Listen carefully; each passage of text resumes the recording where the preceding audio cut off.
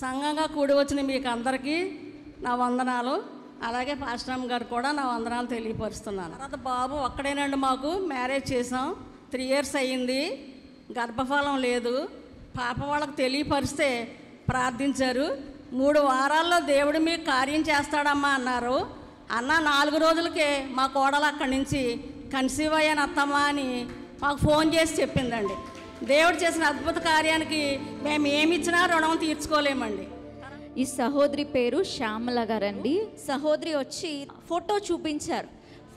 శ్రావణి వీళ్ళ కోడలికి బిడ్డలు లేరు, అయితే ఫోటో చూపించారు. ఫోటో చూపించినప్పుడు శ్రావణి ఫోటో పైన చేయి పెట్టి, ప్రభా బిడ్డకి గర్భాన్ని తెరవండి అని నేను ప్రార్థన చేసి 2-3 రోజుల్లో ఆ పాప కన్సీవ్ అయిందంట. దేవుడు అద్భుత కార్యాన్ని చేశాడు, గర్భఫలాన్ని ఇచ్చాడని ఈరోజు సాక్ష్యం చెప్తున్నారు. మన దేవుడికి అసాధ్యమైంది ఏది లేదు. గట్టిగా చప్పట్లు కొడుతూ దేవుని నామానికి మహిమ కలుగును గాక.